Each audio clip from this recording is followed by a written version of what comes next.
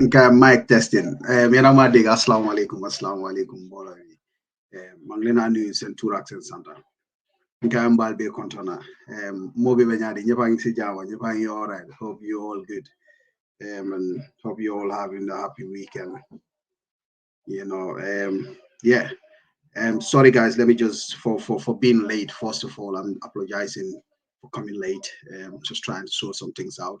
Let me try and get the link so that everybody can have it. Just hold on a minute.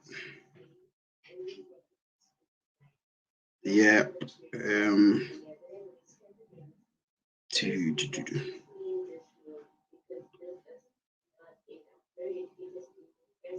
I'll let my contact Idi Mungenyo, and then we crack on.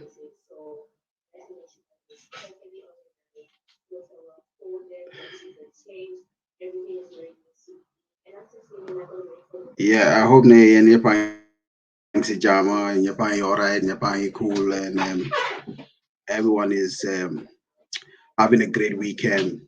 And yeah, it's gonna be a good one today. Mana Idi. Come no ko xamé rek Edrissa Sonko and any you know. So we're about to crack on, ladies and gentlemen. New door interview here. I think Idi Mujelek and then we crack on.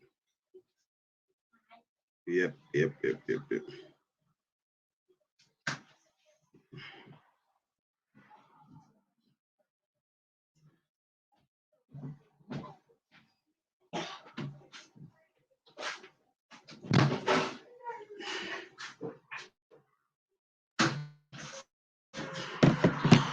Yeah, yéen si jàmm yéen okay ñëpp a ngi cool comme nu ma ko waxee la rek CNG Gambia you with your guy Baba Demba, you know what I mean.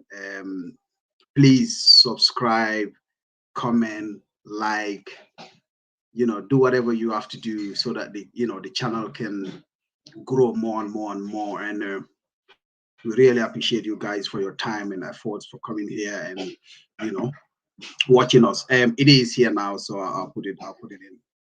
You come with it.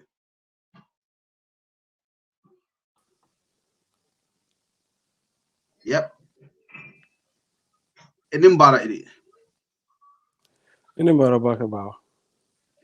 Thank you so much. I guess we wouldn't waste any time. We just need to crack on straight and for the interview for our fellow viewers online. So welcome, Idi, and thank you for your time. I think we're gonna crack on with the interview now. Yes, first of all, Idi, Abaraka, once again, I think we're gonna go because it's hard for our viewers. Some of them, I think we go with the English, which is easier for both of us or for everyone. Idi, can you introduce yourself and then we crack on. Okay. Assalamu alaikum. I'm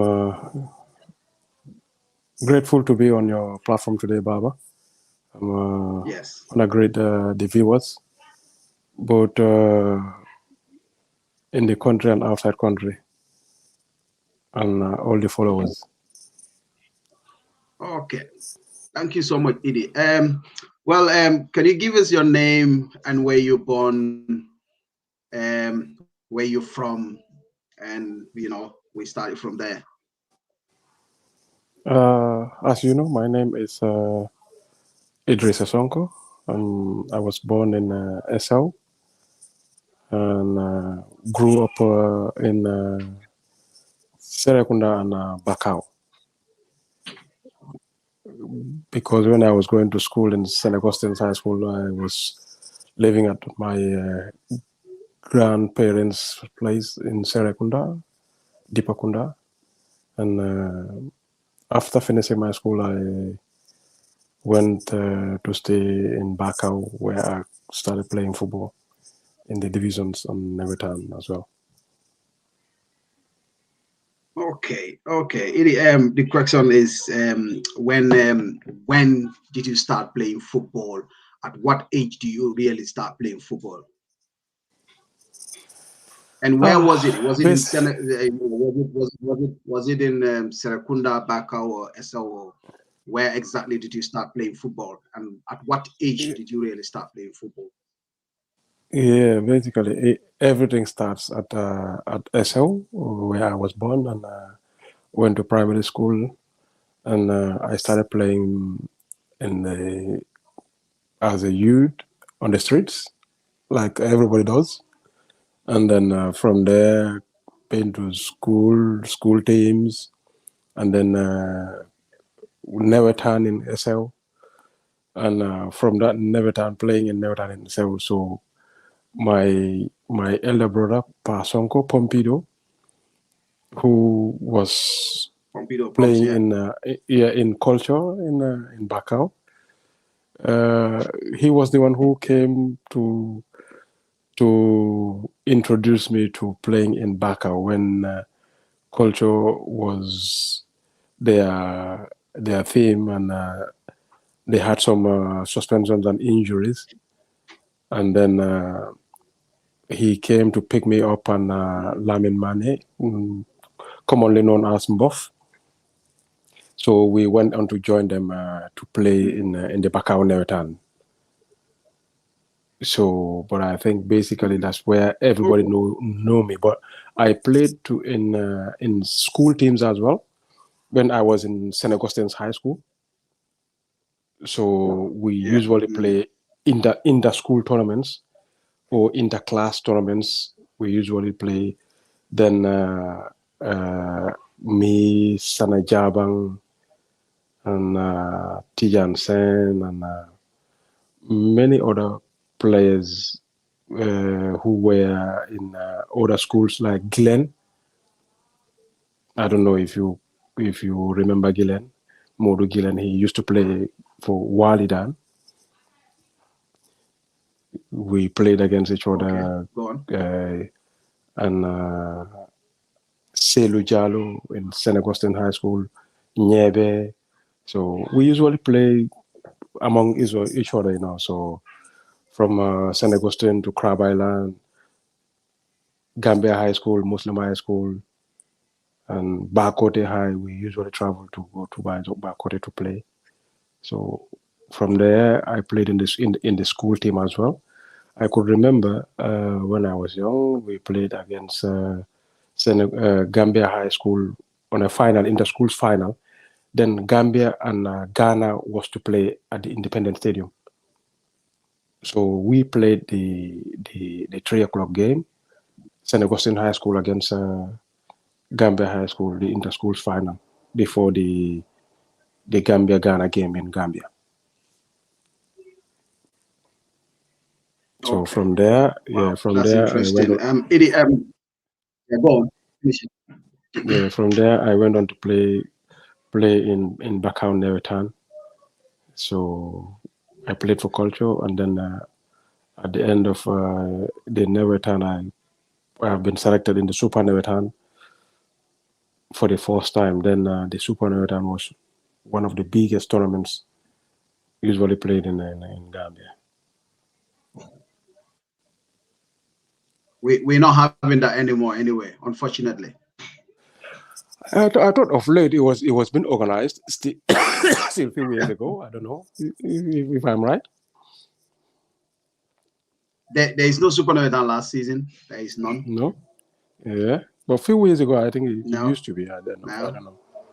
No, not anymore. Yeah, yeah, but not anymore. Nah. Wow, that used to be one of the Anyway, biggest tournaments. yeah, thank you so much once again for joining us in CNG Gambia. Like I said, guys, please like, subscribe, and follow our channel. There is more to come. When you were playing football, when you were young, like we all know, probably it's the same problem with you as well, because as kids, our parents, they always want us to go to school, school. And were your family being supportive towards your football career when you were young at that age? Or was it a bit of, hide and seek to go and play football, and then the next minute come back home and, you will have these, monkey dance or all these things? Were your family being supportive when you were playing football at that early age? Well, I have a very nice story about that, because for me, Yeah. my dad passed away when I was really young, so I was my mom's firstborn, and my mom was totally against against me playing football. Or the only things he wants me to do is to go to school. I had the problems in SL also when I was playing there. Then I was with my grandmom, so my granddad used to take me to the farm to help him. So whenever it was time to play football, then I will say I want to go to toilet. So I'll just go, sneak away and go and play football. Also with going to Dara as well. There was a Dara my dad built in SL, and the Ustas lived in our compound. Could you imagine? So I will go to I will go to school, and after school, after 1 or 2 hours, we have to go to Dara. So while in Dara, I will see my colleagues passing the Dara, going to the football field. So immediately I saw them passing, going to play football, I will lose concentration on Dara. So I will wait. Those Daras built with windows, but without frames. There were no window frames there. Yes, it was open like that. Yeah, it was open. So I usually sit at the back of the Dara. At the class in the Dara, I was way at the back. So I was sitting right at the window. So once my colleagues, they pass, I know they are already at the field, they're about to start. I'll just time the Ustaz to just give his back, trying to write something on the blackboard. Then I will jump over the window. I'll jump over the window. So my one of my cousin brothers, my elder brother Fali, he was there with me and some others. So the moment I jump over, he will be the first one to be calling the Ustaz attention. Ustaz. He feel I jumped back at that. So I will run away. And go and play. I'll go and play. So after the Ustaz is gonna go home and report me to my dad. But my dad usually does nothing, But my mom, my mom is gonna wait till early in the morning at the dawn. Before I go to school, she will beat the hell out of me. And then I have an uncle teaching at the school, my mom's brother. I will get reported to him at the school. So when I go to the school also, he will call me out in assembly, and I will be backed. I'll be giving some lashes on my buttocks. And that has been going on for a while. Every day, Baba, I couldn't help it. Every day I will jump. I will go. Yeah. I mean, at what stage exactly did your parents realize or saw, the football ambitiousness in you, or, know that, okay, Cywoking right now, I think we gave up on him. And when was that? When was that turning point? Was it the Nawetan level, or was it zonal level or divisional level? It was in Nawetan level. Then I was playing for Culture when I came to Bakau to play for Culture. You remember the final we played against Flamingos. We lost 1-0. So then Obi was there watching. Usain Unjai was there watching. Gabi Sosa was there watching. So after the game, all of them, they were interested in me to come and play for either Walidan, Masose, or Hawks. Hawks, yeah. Yeah. So, but fortunately for Gabi, Musa Bajaha. Musa was a good friend of mine, and he was playing in Bakau Nevetan. So as soon as Gabi saw me, he contacted Musa. He asked Musa, "Do you know this boy playing for Colt?" Yeah. Musa told him, "Yeah, he's my good friend." So he told Musa that he wants to see me. So then Musa was working with Gabi at Masos Shipyard. Then I was still going to St. Augustine High School. I was at Form 1 or Form 2, I think. Form 2. Form 1. Between Form 1 and Form 2, if I could remember.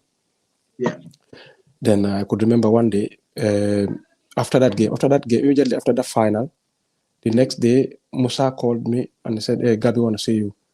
I said, I'm going to school. Because I could remember we played that game against Flamingos on a Sunday, the final. And Monday I went to school, and Musa Bajaha came to my school in St. Augustine after school with Gabi's driver to come and pick me up. Yeah. So he picked me up and took me to Gabi's office in Shipyard at the dockyard in Afdai. Then Gabi's office was there, where the port is now. That's where Gabi's office was. So I went with Musa there, and Gabi, he questioned me if I wanted to play for him.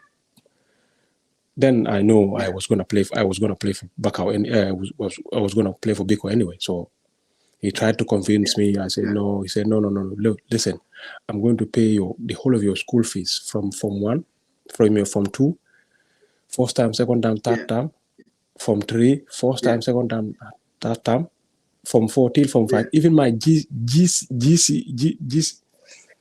fees. Gabi paid every single penny of it for me to play for Masose. I'm telling you, he paid to get you everything. To play for Masose. Yeah, just to get me to play for Masose. He paid everything. He gave me a check.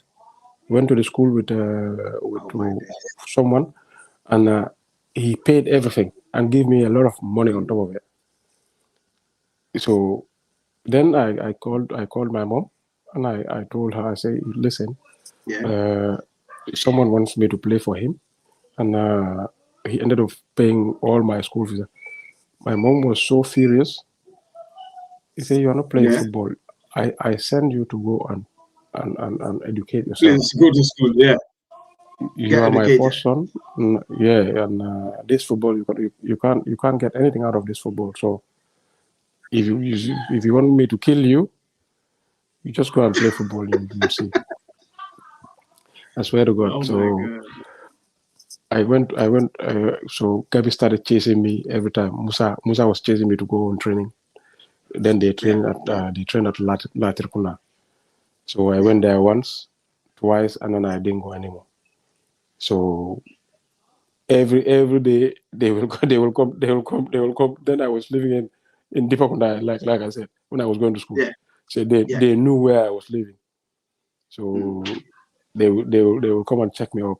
Why asking questions? Why are you not coming to training? What's happening? Yeah. At the end of the day, I went to see Gabi. I told Gabi that listen, I want to play for you, but I don't think I can. My mom don't want me to play, and then at the same time, Biko was also chasing me. And this is where I grew up. This is where I was playing every time. So I wanted to play for Biko actually that time. I mean, so at the end. Go on, Edie. Go on. At the end, I went to Gabi and I sat with him. I explained everything to him. I told him, listen, I wanted to play for the team, but my home team they want me as well. So, and Gabi, being a very, very nice and understanding man, he said to me, "Eddie, listen, you are somebody that Gambia can benefit from tomorrow because I know you have the potentials." So, and Biko is my second team in the division. So playing for Biko or playing for Masose is all the same. It's all equal to me. So you can go ahead and play for Biko, and I know that's where you will feel comfortable. I mean, we're gonna come to that side. How and how did it come about you playing for Steve Biko? Because obviously you're playing back on Neretano, so obviously Steve Biko will be the first team to contact you to to get you to the team. And so how was it for you, from Neretan State, and all of a sudden you have like three first division clubs coming after you, like, and how was it for you at that time to handle that situation? Because like you're saying, this one is offering you school fees, and I know because we Kewo, now no Kewo is offering you something else, and CD is there, is offering you something, because CD by that time I know is connected with Walidan, with Fisco. Absolutely. At that time Bakau United wasn't around. Listen. Sure. So how was it with these three clubs coming, Mobe, Kanan, and everyone coming with different offers? How did you deal with that at that age? It was really tough for me, because everyone knows my relationship with CD. Yeah. Ever since I came to the first year I came to Bakau to play for Culture, then he was in there. But the second year, he was the manager of Biko. He was the main sponsor of Culture. Culture, yeah. He took charge of everything, even the shoes I played with in the Nevertime. In the Nevertimes, okay. He was the one I could remember was an Umbro shoes. Umbro shoes. He was the one who bought that Umbro shoes for me. Yeah. And then, like you said, after that Nevertime. Yeah. Nani Lamin Tanjekora, I think you could remember him. Yeah, Nani me. Me and him, Walid, and they were dying to have us. But then while Nani was playing for Lajor, St. Martin. Yeah. So that became sort of every night Parfai will come. Nani, I heard all what is going on. You and Idi, CD is trying to pull you guys to take you guys to Walidan. I went on to sit with Hala Samba. Hala Walidan, yeah. Hala was I think it was the president of Walidan. Yeah. One of the powerful people there. Yeah. So he said to me, I know your relationship with CD, so you and Nani, we want to have you guys here. I said okay. but for me, deep down, I knew I was not going to play for any other team other than Biko, So yes. It was Tonji was there, and he was so close to us. He was so good to us. So you can't leave Biko and go and play for any other team. No. It was really tough, but at the end of the day, we managed to stay with our teams. Nani also stayed with St. Martin, So but it was really tough situations, Yeah. I mean, like you're saying, your mom wants you to go to school, and you decided to play football. And at what age, definitely, do you know that, okay, this is my career? School one thing.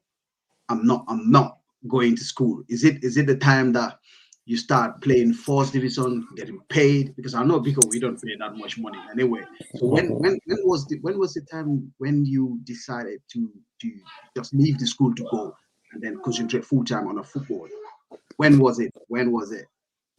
I had a lot of distractions with this football when I was going to school, because for me, I said, okay, this is one thing I can help my mother with is my education. So, but with this football, also, football was my everything. I had a problem at school, even at school. I had problems with Sabali. Yes, Sabali principal. Yeah, yes, St. Augustine's. Yes. Yeah. So I played one time, and then Joe was there. Joe Joe Senghor was Sabale's assistant, so he saw me, and then he told Sabale about me. So they invited me. I went to training one time, and Sabale became crazy about me. But then it was during the period of examination time, so I don't go training.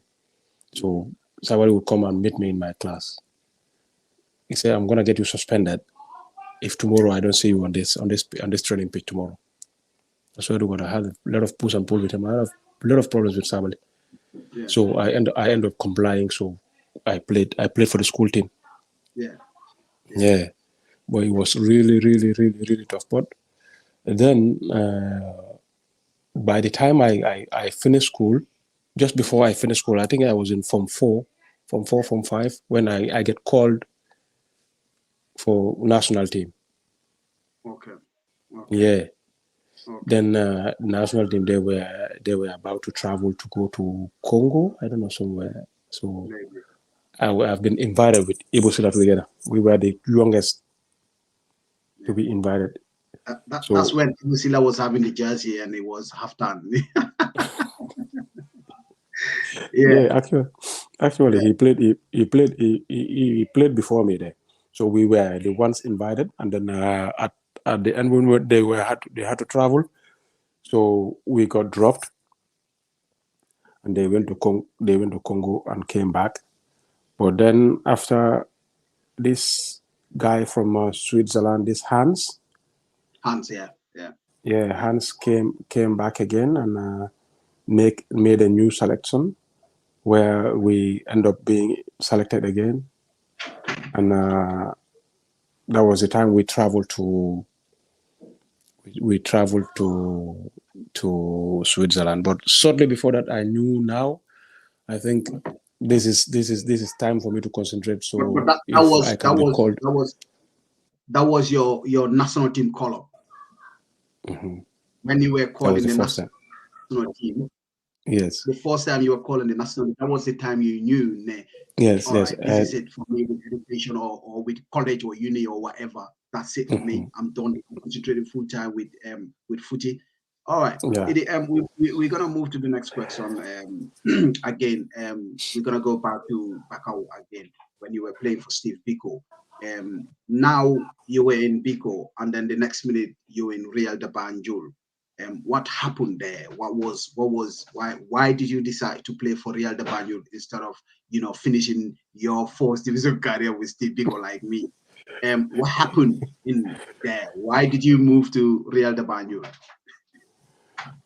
Yeah, well, that was the opportunity I had to travel, because I played one full season with Biko, and then the following season I started with them again.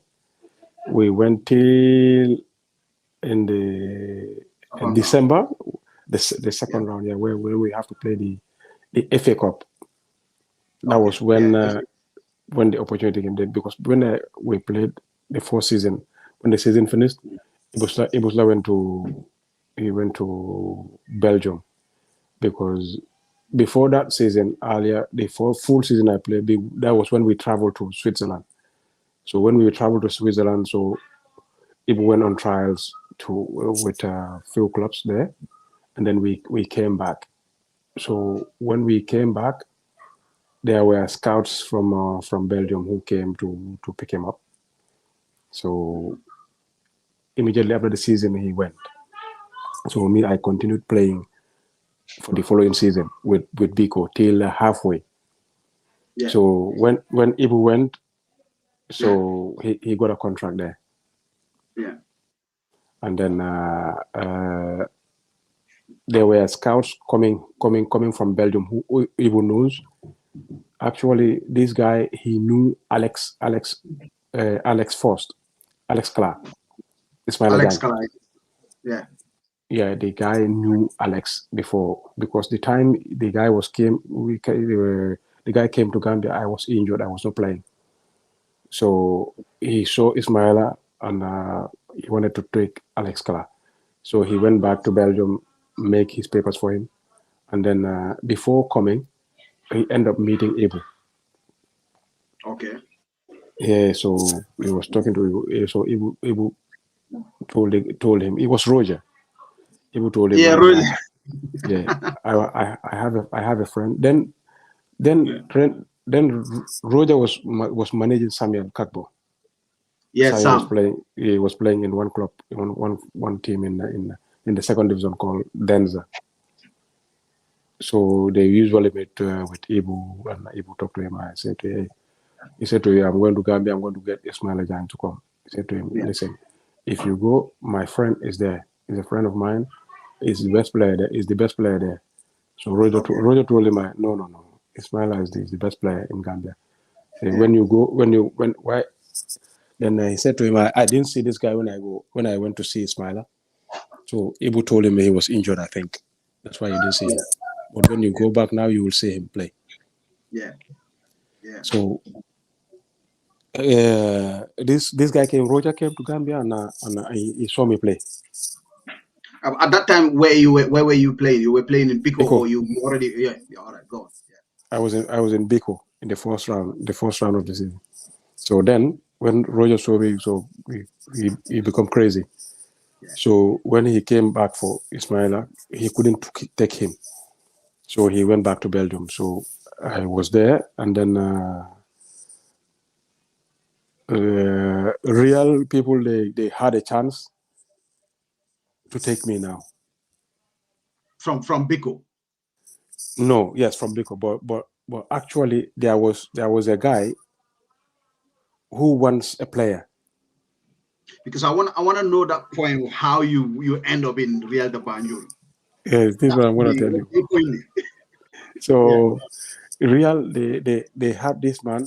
They have a connection with somebody that who wants a player to take a player to Europe. Okay. So the guy ended up seeing me, and then he want me basically. So Real knew that. But then me being in Biko wouldn't have been possible for them to take me. So they called me, Pasamba and Willie. We sat and discussed about it. And then I said to them, look, listen, this is a dream for me to go outside. This is all I wanted. So if the opportunity comes, I might go and talk to the executives of Steve Biko. of Steve Biko and see how they're going to react about it. Yeah. So then Dukumba was the secretary. Yeah, Dukes. Dux was the secretary, and Tonji was the president. And then, if you could remember, Akram was there. Yeah, Akram. Yeah. Akram and Akram, the number one team he hates was Real because of Willie. He never pulled with Willie. So I went home. I sat with Dux, and I explained all this to Dux. He said to me, "Listen, Eddie, I will talk to Tonji about this, and we will have a meeting about it, and then I will get back to you." So Dux went on to talk to Tonji about it. They tell him, he said to him, "Listen, Eddie is a good boy, and he's a very good player. If this opportunity comes for him, we're not gonna start. We're not gonna stand in this way." Yeah. So immediately Tonji gave the authority to Dux to write the transfer for me, without the other executives knowing it, because he knows if they end up knowing it, it's gonna be very it might not even happen. Yeah, because there is a big rival between Biko and Real de Banjul. Absolutely, because they tried it on pairing many times, and it didn't work out, so they fell out. So then Dux went on to write the transfer. So he asked me to go to Tonji that following morning immediately at Tonji's office in Banjul at customs and exercise. But then the biggest problem was Akram had to sign that transfer. I'm telling you, because he was the second vice president, I think. Akram, Akram had to sign that. Because So Akram needs to sign it, yeah. yes, but for me, me, I don't pull with Akram that much as well. So I went to Tonji. Tonji signed it. So Tonji told me, wait for me. I'm going to have a meeting. So I'm going to call Akram to explain it to him. So for you not to have any problem, for him to sign it straight away. So as soon as Tonji called Akram, Akram told Tonji, okay, tell Eddie to come. So I went with this paper, this transfer to Akram's shop. Baba was the biggest drama you can say. When Akram knew it was a transfer for me for him to sign to go from Biko to Real de Banjul. He refused straight away. He just took the paper and threw it on the floor. He said to me, "You are going everywhere except Real de Banjul." He said, "You're not going anywhere. I'm not signing this paper today. Go and tell go and tell Toji. I said I'm not going to sign this paper for you. So just get out of my face and go." I was so upset. I was so pissed off. I went back to Tony's office. Tony had to call him, scream at him, call him all sort of names, and then he went on to sign it for me. I swear to God. So he signed it and threw my paper on the floor again. I picked the paper, I messed up all his shop, kicked his balls, put some of his jerseys down, and I went out of his shop and go. So from there, Akram started calling everybody, all the other executive members, to inform them that it is going to Real. And then after in the afternoon, there was a training session for Steve Biko, and I had to go to the training session that day. But before going to the training session, Akram called Paring, he called Ablai, he called Keba, he called everyone. He told them. So the news started to spread inside Bakau. That day on the training on the training ground, you remember we used to train at the park. Yeah. But the park was so full of people that day. It was unbelievable. So as soon as I came from Banjul, it was around 2:00. So we usually go to pray at the mosque. You remember, all of us. Yeah. So while I put everything at the house and walking and going towards the mosque. Yeah. I saw Paring was coming with Ablai and Keba from the other side. Yeah, from the Numukunda side. Yeah. But but Ablai and Keba, they don't say anything. But Paring, me and Paring, how we are. He started screaming my name. You. Oh, now today you are the headlights. Today you. So you are going. Say Akram told everybody that you are going to Real Banjul. I didn't even answer him, so I let him come. We went to pray. So after prayers, we sat down there at the mosque there, and everybody comes around me. So you are going, you are leaving. I say, who told you guys that? Say, Akram told us. I denied everything. So Akram told them anyway before you even get there. Yeah. I went to training. The training was full. Even Pasule Butcher was there. Pasule, he came. Everybody came. We heard that you are going to Akram. He was so furious on that training that day. That training didn't end up well, So I didn't end up even training. So I decided to go home. So I went home, and the following day, they call came for me in my room. He said, "You, we heard all what is going on. So this news keeps spreading, and then from there I didn't go to Real Banjul. I didn't go to Biko's training. So, but then the following week, I had to start training at Real Banjul. And that was the same time that it was like came to Gambia. It was break. It was in December, January. It was a break, and it was like came to Gambia. So the first day Ibu came, he was walking through Bakau, coming to Cape Town. I was living with Cape Town. So it was our night time. So we found all the Bakau boys around the Bantawa.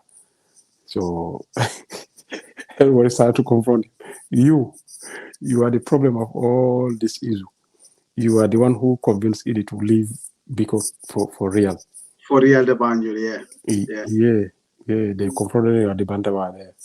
And he came to Cape and told me, you are dead. Make sure you don't go inside Bakau anymore. Because everybody knows what's happening. We are hunting you down.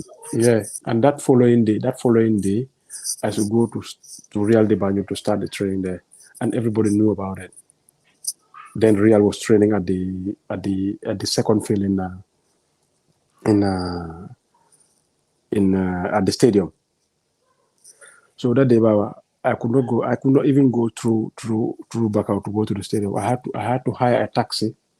I took a taxi to go around, and I dropped me at the stadium. Arriving at the stadium, I found the whole of Newtown and Bakau waiting to see if this is true or not. Or not, yeah. If he's gonna go or not, yeah. Yeah. So as soon as I came off the car, everybody started to say, "Yeah, he's here. This is true. He's here." Oh my God! It was really bad the way I left. Yeah. That was interesting. Now again, we got to move to the next question. That's the main question. How, because I know Roger came for you, and then when you went to Real de Banjul, how long did you play for Real for you to get your first professional contract, and what club was it? I played a whole season, because when I left Biko, there was half season, so we went into the knockout stage, the FA Cup. Yeah. My first game with Real was against Armed Forces. Yeah. We ended up losing that game. That was my first game. We ended up losing that game. So, and then that was the end of the season.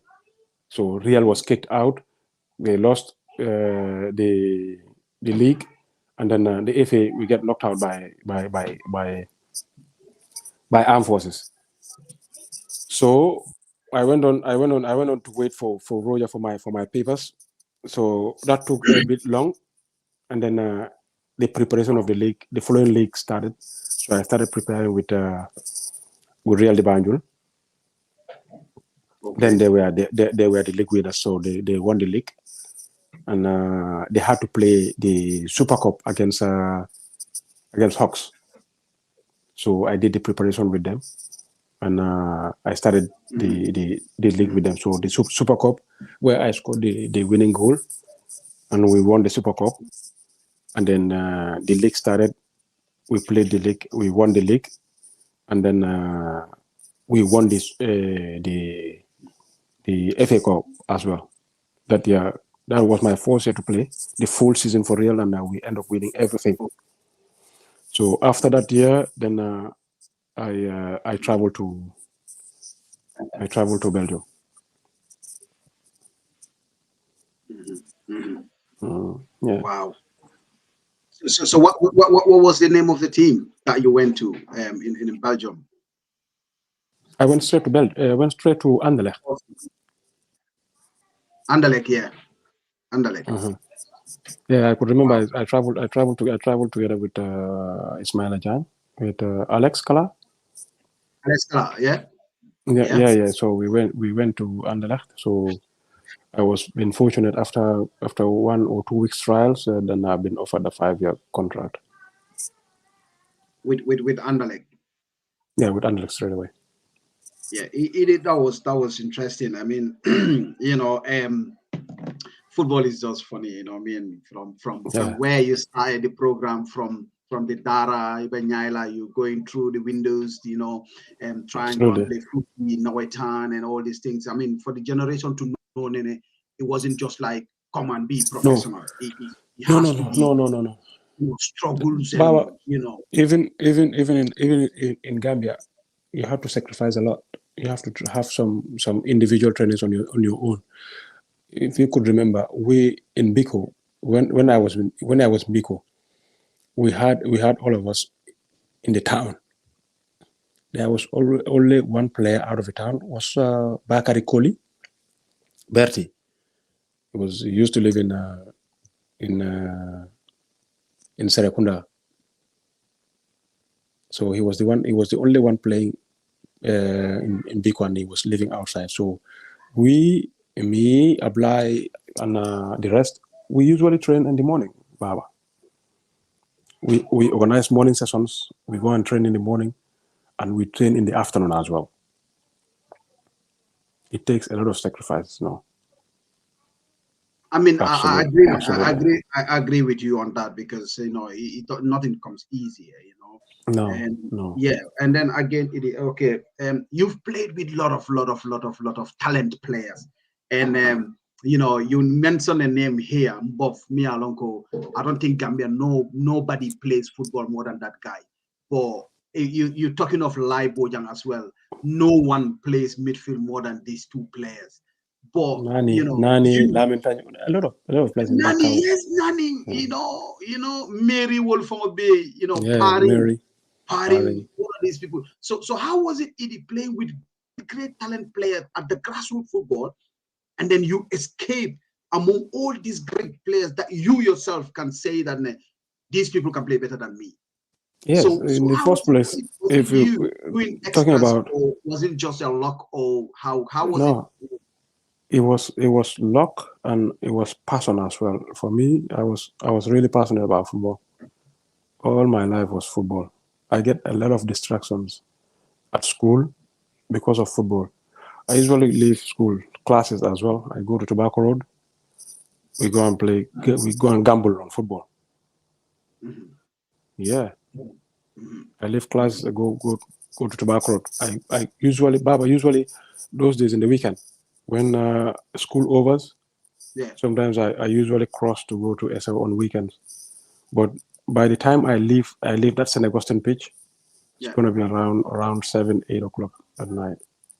So sometimes if I'm going on weekends to SL, I will be playing at St. Augustine till around 7 o'clock. When the last ferry leaves me there, I will go in these small boats, these canoes from Barra. Mm-hmm. Those are the ones I will take, and then I'll go back. I'll cross with those ones and go. And you were young at that time that you taking that risk. Yes. To cross the Very ferry risky. and come back and. Yes. Sometimes I wouldn't. Sometimes I will have money. I'll go and gamble all my money, and if I have to go back to Serekunda, I'll go and stand next to the road in Gambia High School looking for lift to go back home, because I gambled all my money and lost it on football. Yeah, that's interesting. I mean, the other question will be obviously your national team. When was the first time you were called to represent your country, Gambia? When was it? Was it the youth level, or you're like Ibusila, you've never played the youth level? Because I can remember my time was of youth levels. Me and Ibu, we never played youth level. So what have you done to be selected in the national team? Your first selection, because I think you were selected when you were back home, or even before being yes through. Yes, I was. So you were playing for Walidan, or you were playing for Rio? I was playing for Biko, and Ibu was playing for St. Marty. St. Marty.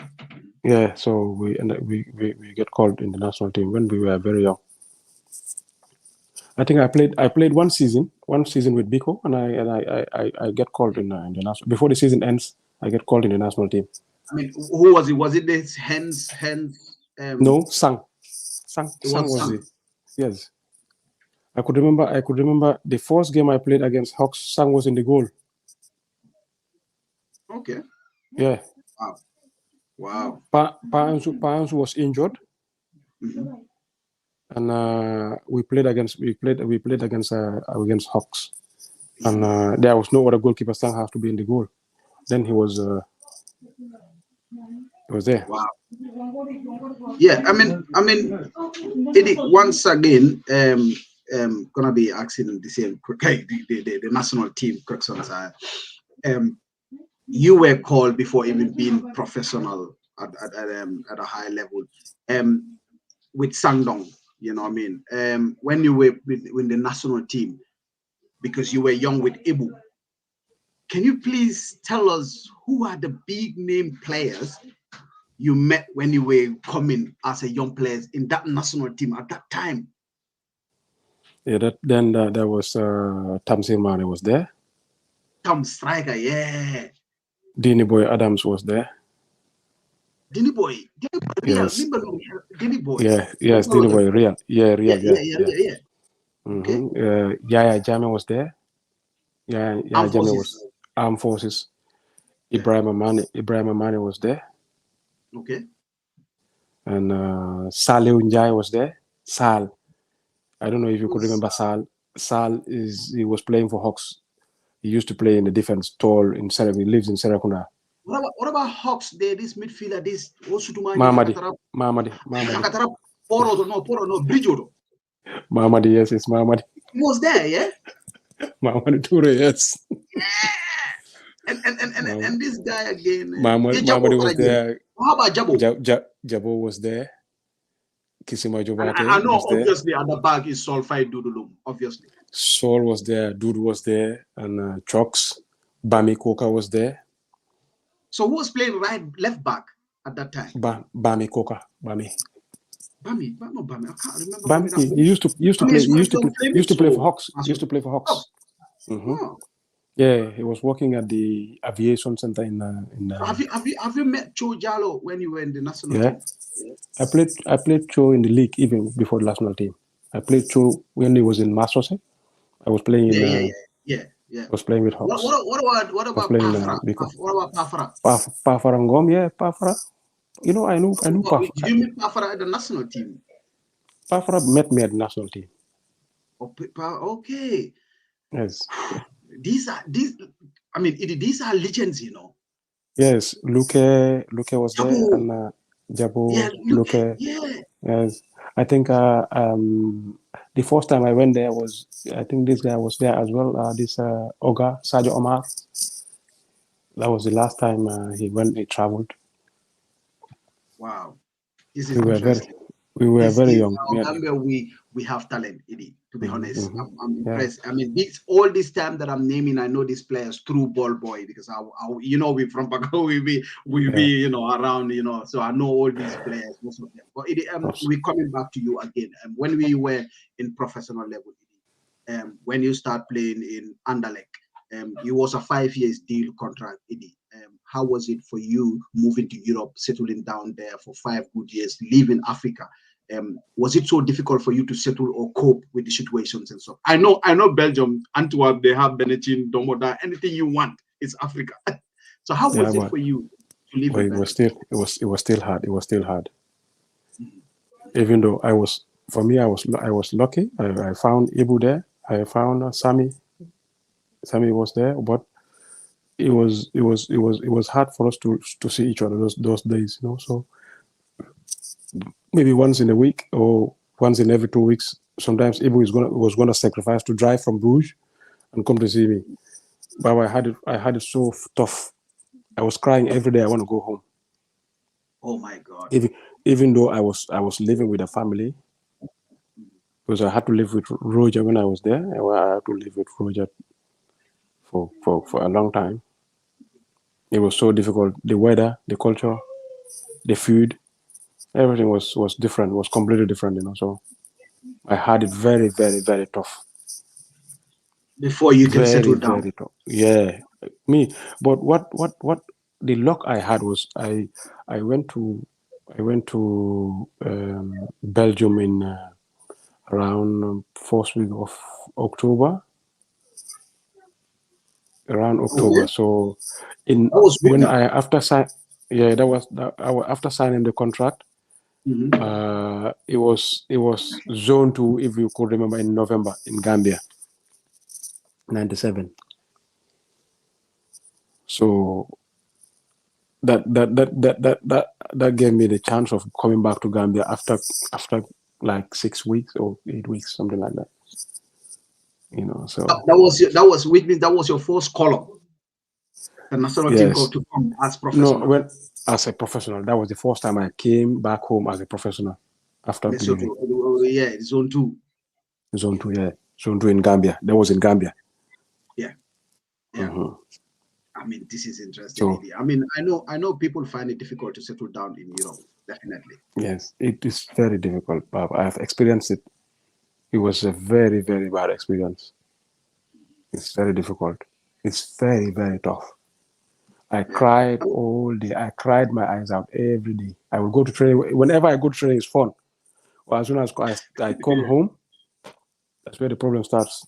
Even when I had to come back home for that Zone 2, Roger and his wife and his son, they had to follow me back. Because they were afraid for me not to come back. Yeah, I mean, it's definitely hard to be in Europe without your family and friends and everything. Everything is completely different. Being in Europe. Yes. Yeah, and that was the first time. That was the first. Yeah, that was the first time. Yeah, I see that kind of weather. I see snow, and after 4:00, in the winter in Europe, after 4:00 it's dark. That was the first time I saw that in my life. I say, what is this? I mean, yeah. I mean, it apart from the weathers and the loneliness and everything, what else have you find difficult? The difficulties here you've experienced, because some players will go to a team, a club, and then the next minute they wouldn't start because the coach wouldn't like their playing style, or they will even sack that coach and bring another coach, and they will find it difficult to settle down. How was it for you to just fit in Anderlecht? Was it difficult? Was it just easy to just? You'll encounter all kind of problems. When you are new somewhere and you're not being accepted. And for me, when I came to Anderlecht, I was at youth level, at the 18-year-olds.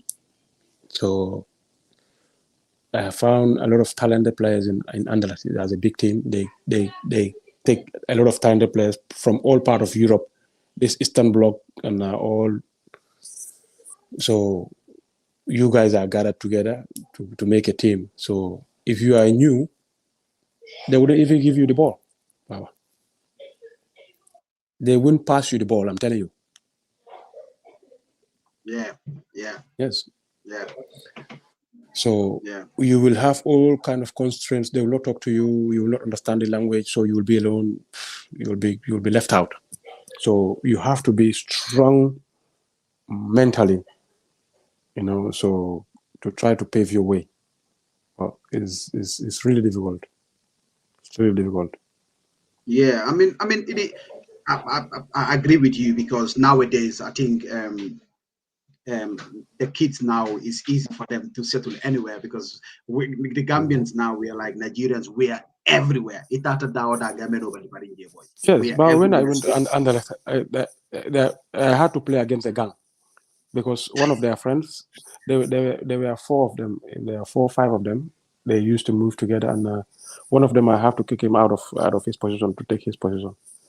So the 4, they gang up on me not to give me the ball. They won't talk to me. They won't give me the ball.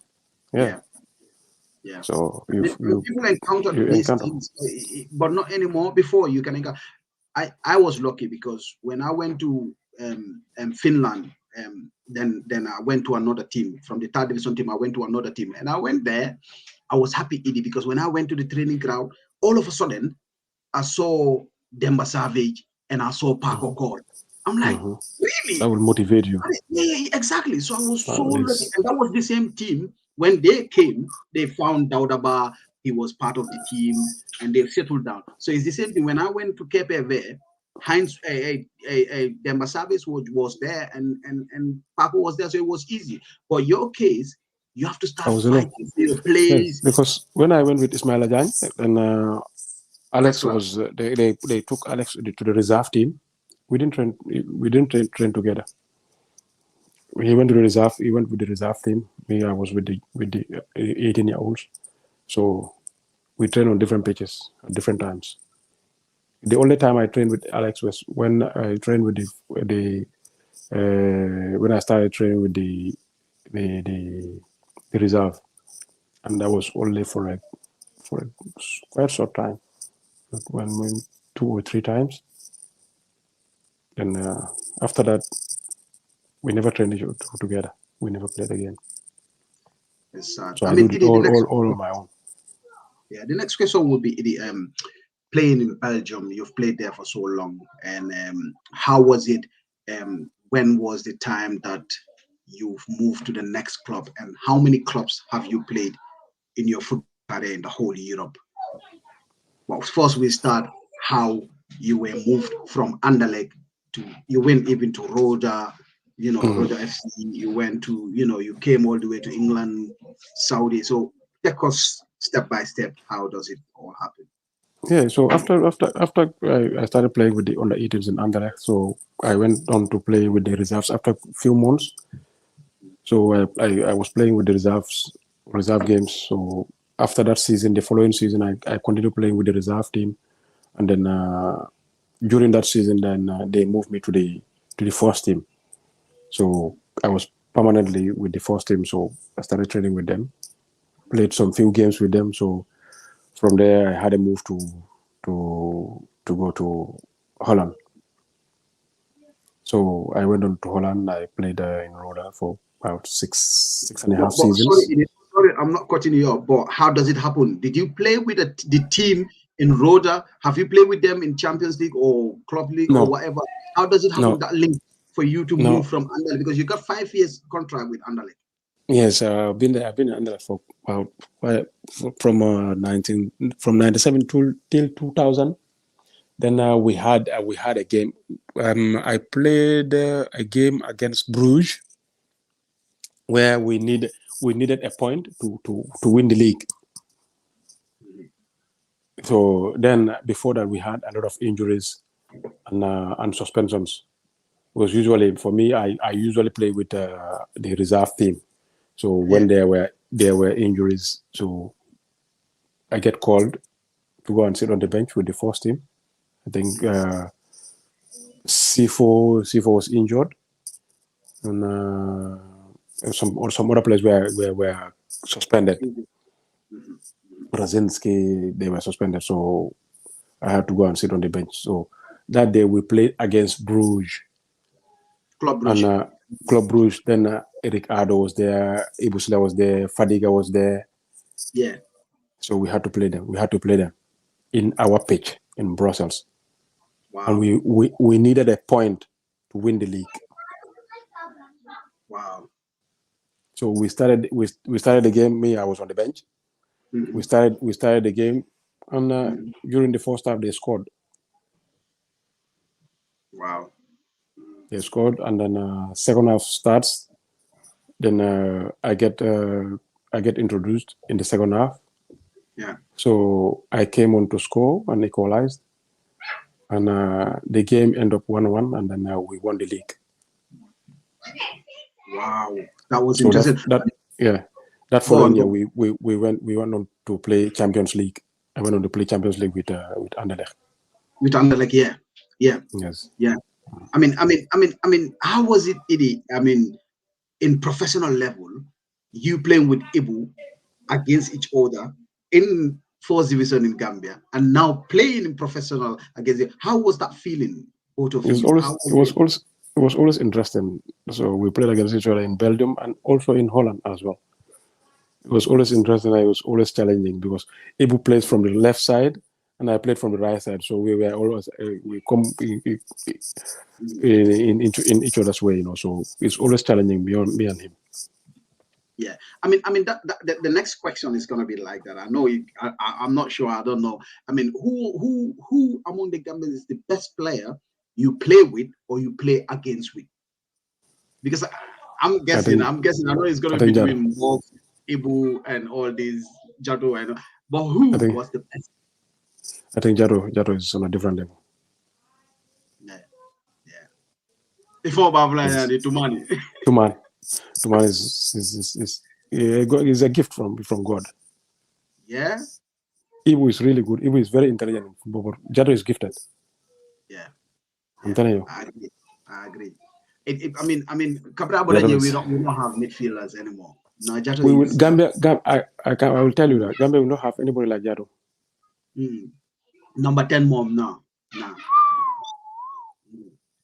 Ghetto is on a different class. Is gifted. Yeah, I mean, It's really gifted. Yeah, we go again.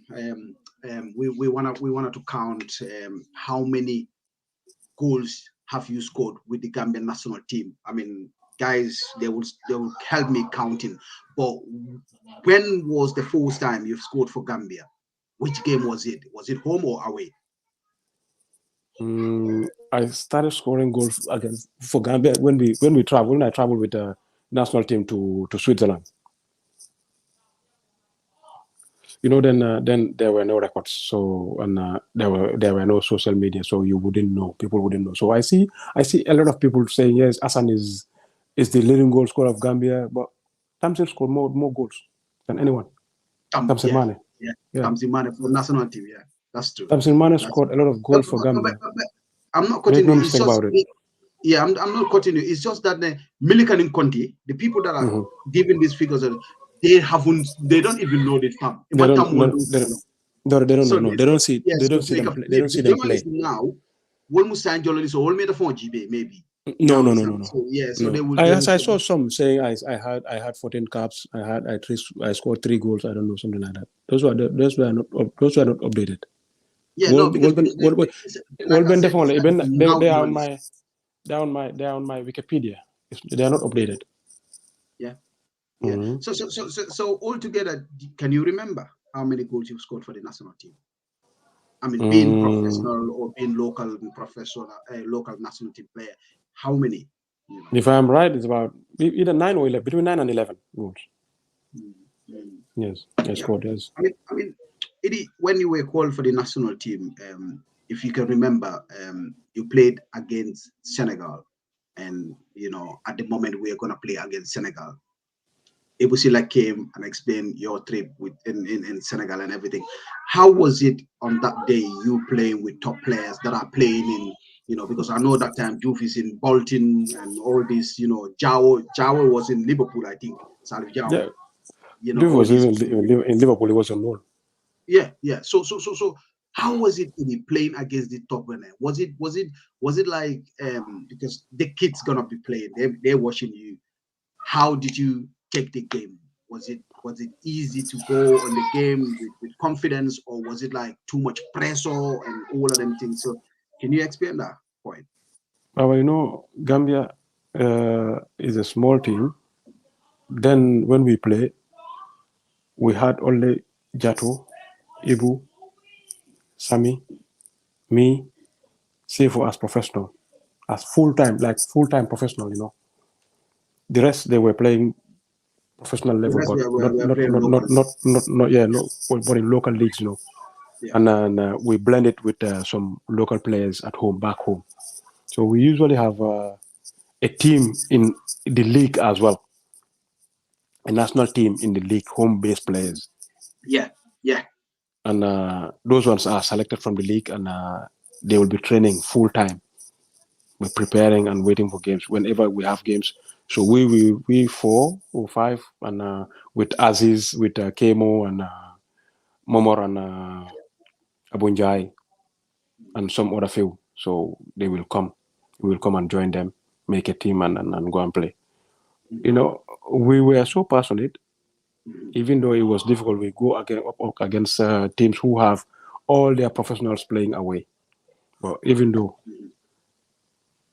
it's about the passion, I think the passion, and we Gambians, we don't want defeat. You might be playing wherever you play, but we don't care. When it comes to playing football, we have a lot of talented players. Yes. It was really tough though, because a week before we play against Senegal, then I was playing in Roda. Yeah. And I think it was 1 week before we come to Gambia. So Padembo came. I went to pick up Padembo, Padembo and Aziz. They were with me that day. But that evening, I had to play football with Roda. You see, we were playing against Nijmegen on our pitch. Aziz came, Padembo came, and Kemo and Momor. So I picked them all Yeah, up. Momor Njai, Germany. Momor and Abu, yeah. So I picked them Yeah, up. So we went to my house in Genk. So in the evening, I drove with Padembo and Aziz for us to go and watch my game. So then Momor and Aziz, Momor, Kemo and Abu, they stayed in the house with my wife. So they wanted to do their hair before we travel the next day, because the next day we had to go on to travel. Normally does this, Yes, so we had to travel to Gambia the next day to go for camp against Senegal, to play against Senegal. Then Senegal was that's the big Senegal game. Yes, that was in 2002. They just came from the Korean Japan World Cup. That was the first leg we had to play Senegal. So me and Aziz and Padembo went to watch my game. So I had to play one half, and then I get injured. So that you can play the next game against Senegal. Yes. So the next day we were going to travel together. All 5 or 6 of us. So I don't know. Me, Mamar, Kemo, Abu, Padembo, and Aziz. We were going to travel together to go. And Ibu, yes. Wow. To go to Gambia for the Gambia Senegal game. So, but me, I end up getting injured in the 42nd minute. I cut my Achilles. Wow. Yeah. I remember you that injury. Okay. Yeah. Whoa, bro. Yeah. So.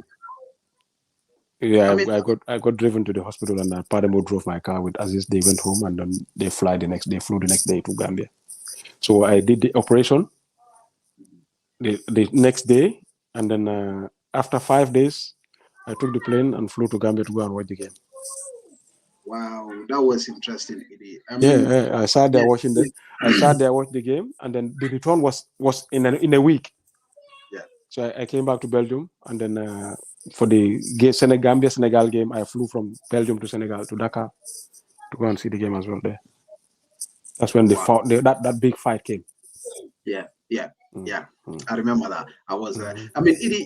All these things that you're saying, all this sacrifice and stuff. Ibu told us, Nene, you guys were, picking everyone up in Belgium, and then get them tickets and everything to go to Gambia to represent our country. You guys. People are saying you've bought a jersey to represent Gambia, and I think all this sacrifice and all these things that you were doing for Gambia, you need to be recommended. How was it, Eddie? You guys been left aside. I'm not saying you've been left aside, but being ignored with all what you've done to for Gambia. Do you feel any do you feel everything, Eddie? Like no, to be honest, for me personally, yeah, I had my way after playing football. So if whatever we did, me and Ibu for Gambia, we did it out of passion, out of being patriotic. I don't want to sit here to be saying, okay, to be bragging about what we did, but it's sometimes necessary to let people know you've sacrificed what you did back home. Because nowadays I've seen a lot of comments, a lot of bad things saying bad people saying bad things about old players, so ex-players, ex-players, what have they done here, this and this and this, they have not done anything for Gambia, so why are they here bragging, why are they here complaining about things, but when they don't know the reality, because the people who were in the Federal Football Federation those days, some of them are still there. Yes. And if we lie about anything, they should come out and say this is a lie. But me and Ibu, we have done all we have to do. We have done a lot for Gambia because we are Gambians. We love our country. Then there was no money. These FIFA subventions, it was not much, and we understood that. the people in charge, we sat with them, we know the constraints they are facing, and we sacrifice to help, just as Gambians. Then Sang was there as the coach. If we knew, normally come me and we were always in communication with them. We ask Sang what were the things they are lacking. He will tell us balls. We will buy balls, bring balls. There were players, all other players they were there. Then me in Roda Yesi, I have contract with Nike, and I have some other players in my dressing room that they will use shoes one or twice. I will bring a lot of shoes. Likewise, Ibrahim will bring gloves. I always got shoes from you anyway. Yes. I always got shoes from you. I will take a lot of boots, like a suitcase full of boots, gloves. Me and Ibu, we'll bring it back home. We'll give it to players there for them to use it. Even bips, training bips. We will usually be lacking with bips. We will bring bips. And at some point, the Confederation will have some constraints to buy tickets for us to come back home. Me and Ibu will assemble all the players to come to Belgium. Yeah, we'll pay their fares. They come and meet us to Belgium. We pay their fares from Belgium to and fro. And and they will tell us they will reimburse us after the games if they have money from the gate tickets. Yes, you know exactly. So because you've been part of that. So sometimes they will give us, sometimes they will not give us. So, but we do that deep down out of patriotism, So it's not a problem, So those are all things that we had to do, and then we did it with clean heart. Yeah, it for me it makes me mad, or it doesn't make me mad sometimes, but sometimes I feel like the people that are sitting there and saying like I think they don't know. They don't know. Those who knows. They don't know because Lang because was with them before. But have you ever had Lang talked about me and Ibu?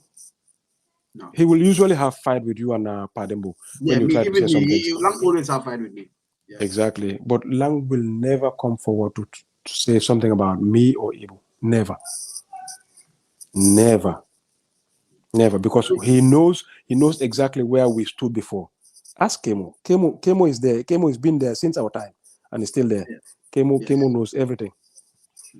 He knows what we did. The sacrifices we made.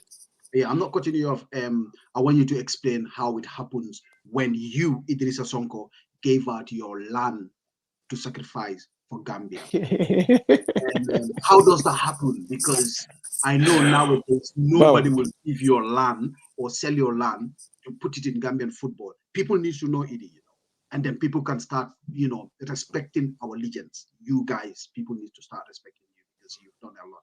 No, really, I don't want to talk about this, but I know you gave your compound papers to Langtombo. So can you go in details on how does it happen, Idi? Sacrifice Yeah, but it's something that I had to do because it pays off. It pays off for Gambia now. So people in that badge now they are the leaders of this present national team that's going to the AFCON. So I did just out of good heart, out of nothing, so I don't expect anything out of it. So because they had some constraints, because there was a tournament to be played in Algeria, if I could remember. Yeah. Then I moved in Warsaw. That was in 2007, 2008 season. Yeah. So this tournament was just fast around the corner, and the federation were struggling for funds to generate funds for this team to go to Algeria to go and compete. So till at the last minute, it was like a week or two left. So I had CD on the phone. I went to training first. And he called my phone. I was off, and then he called my house line. Then my missus was there, my wife was there, and then he spoke to him. He said, "Tell Eddie to call me urgently." So you see, Usman Bayo, Os, yeah, Os, Os Bayo accidentally was the witness when that happened. That's why he's always angry. He's always mad at me. Eddie, yeah, leave these people alone. You've done a lot for these people, and now nobody recognizes what you do, what you did. So I said, no problem, Usman. What I have to do, I will do. Is I don't expect anything out of it. So he called, and when I came, I called him back, and he explained the situation to me. He said, "This is what's happening, and we have like a week or 10 days, and CD has he's been responsible of everything I had. Yeah. So he has my documents, my documents and everything, my cars and all those things. So, and I said to him, okay, no problem. So just send it to me through DHL, and then I will sign the papers and send it back to you.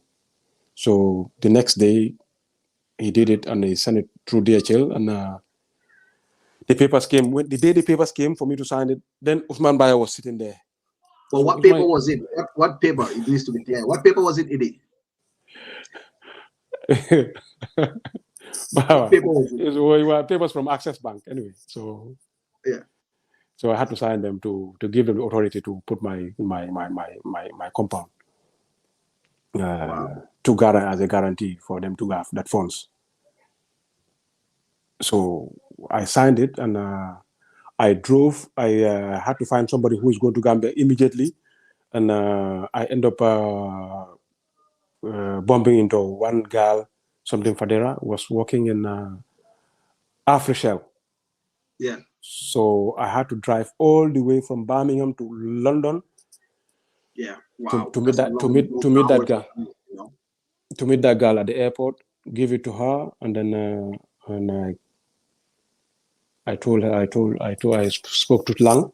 Lang went at the airport to pick it up.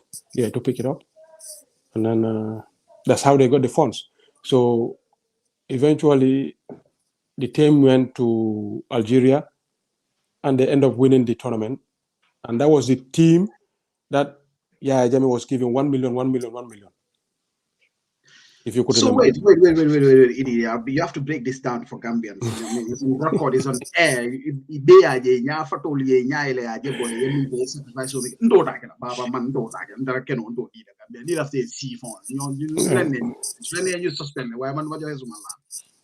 I mean, you giving them your papers for your compound or your land, whatever it is, that makes them to go. Yeah, Baba, we have the likes of Omar Koli today. Omar was in that team. Now Omar is the captain of Gambia national team. Yeah. So which means you open a big gate for these people, for these kids' career on that time. Absolutely. If you haven't gave them that funds, or you haven't sacrificed all this, it would have not been happening now, probably, because they would have suspended us, or we're not going to go through that the tournament. We're not going to go. Even before that, then after that tournament, and all those players end up having $1 million from Yaya Jammeh. So what happened to this loan thing? Did they give you back your money, or what happened? No, they pay back. They paid. See, they paid it back. They paid back the money for me to get my papers. Oh my God! I mean, this is touching anyway. I know there is a lot of I mean, like, people are saying people gonna respect you more and more and more, Eddie, because this is something, which maybe a lot of people don't know. Baba, for us, I will tell you something. If it comes to Gambia, we will do anything we can. Sure. Make no mistake about it. I will tell you. For Aziz, he will die for Gambia. Yeah, Aziz, yeah. For me and Ibu, we will do anything we can do for Gambia. That's what's how we are, and we still are. That's why when people say, when they are questioning what we did for Gambia, I just look at them and laugh. I just know what I know, because these are things that I don't want to say on media, because it's just like but you are showing up. no, people need to know. People need to know, so people can show up. Sorry for my language. People need to know that you people or you guys. I mean, I knew, Nene, you've bought jersey for yourself to represent Gambia.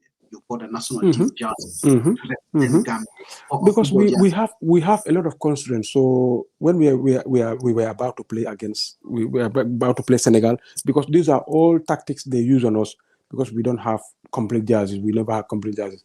For them not to look down on us, so we came up with this. Me, Kemo, Padembo, Jato, Yebu, Aziz. So we came up with this, that we have to make sure that we are complete in their eyes. We will not allow them to have anything to bring some mockeries to make us feel low upon us. So this is what we did. So we went on to contribute, buy a full set of jersey, even training kits, everything. We bought it for ourselves to play against Senegal. That's how we are always motivated to play against Senegal. No, I mean, I respect you guys before, because I know what you've done, because I was part of some of the things that you've done and everything. But it goes up. The respect goes up again and up and up and up, because I told your legends, and people need to know that people need to. But again, we got to go to your football career. When you came to England, you were playing for a better team, a good team. It was Warsaw United. And then from Warsaw United, I think you went to Tranmere. You came to Liverpool to play for Tranmere. All those teams are big teams and stuff. So during your career with these big name English teams, I think that was the time you were about to end your career. How was it playing with these bigger clubs, Edie, and big name clubs, in your career? Now, for me, the whole of my career was a dream to come and play in the English league. Even well before I come to Warsaw, I went to Wolverhampton on trial, and they want to buy me, because I was with when I was with Roda USA.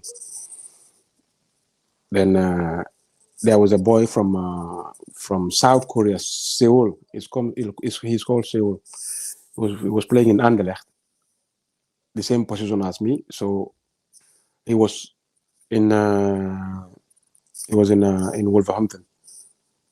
So another team bought him. So Wolverhampton, they were looking for a replacement for him. And then they ended up contacting Roda for me to go there. So, but then they want to see me to play, to have a week trial with them. So I went there, I played with them for a week. I trained with them for a week, and I played a game. I scored 2 goals and 2 assists. And then they wanted to buy me. So then I had like 6 months left on my contract. So Roda was asking for £1.5 million for a transfer, and they didn't come in terms with Roda USA. Then this guy was there. Was there. He was the manager in Wolverhampton. Is Mick McCarthy. So Mick was so furious, so he took my number, and then the number of my agent. So we kept in contact. So I went back to Roda, and then I was so furious. I didn't want to stay there. It was 6 months left. So that was when I went to Greece. Yeah, Greece, yeah. That was the 6 months I played. I went to Greece. So I could remember when I went to Greece. After 2 weeks, Mick was still calling me to see how I am, where I was, if I was still in Roda. I said no. I went to Greece for the 6 months, and he was asking if I had signed the contract. I said yeah, I did sign the contract. He said, oh my God. So he said to me, okay, I'm gonna link you with one of my friends. That was Richard Mooney. He was the manager in Barnsley before. before coming to Warsaw. So he introduced me to this guy, to Richard. So I stayed in Greece till the 6 months ended. So that was when I came back to Warsaw. When Richard moved to Warsaw, he called me for a trial in Warsaw to see me because Mick introduced me to him. He said to him, he's a very good player. So I came to Warsaw. I could remember I played a game against Guinea, against Gambia, 2 legs. In Gambia, if you could remember, they beat us in Gambia 2-0. Guinea. Yeah, when we were playing with Pascal Efenduno and them. Exactly. So the following week we went to Guinea and we drew there 2-2. I scored there in Guinea. Me and Morjan. Yeah, Morjan. Yeah. Morjan scored the second goal. I scored the first goal. We drew in Guinea 2-2, and then from there I flew to England straight away. So I went to Warsaw. That's how I went to Warsaw. So I trained with them for 1 week, and then I signed with Warsaw.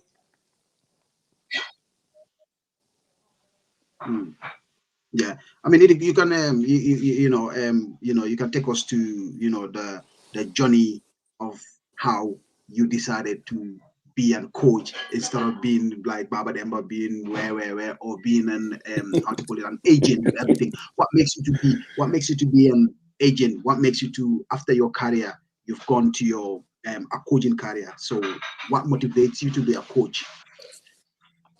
It was actually not planned, Baba. I went to Dubai, where I ended my career in Emirates.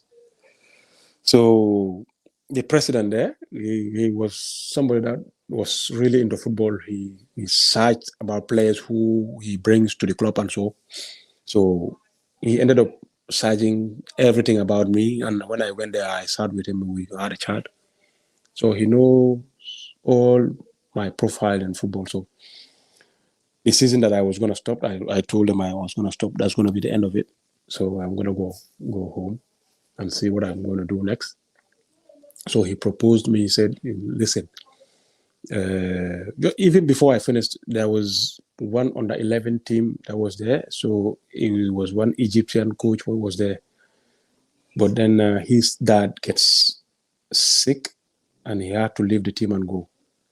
So he told me, you guys train in the evening, so you can take this team because you have a lot of knowledge, you have a lot of experience about football. So take these people, take these kids for us. So I said, okay, no problem. I usually go there. I train with them this basic skill, and control ball. So go how to do dribble, feint moves, and all these things. So I used to do it for them. So when my time for training was there, I go and train. So I kept doing that till the end of the season. So I told him I was going to go. So he said, no, because all these kids, they love you and they develop very well. So it's better you might consider being a coach. I say, yeah, me into coaching. Where will I start from? So I said, okay. So then I had other plans. I had other plans. I said, okay. He convinced me. He said, please. He was somebody who was very, very, very, very good, a very good person.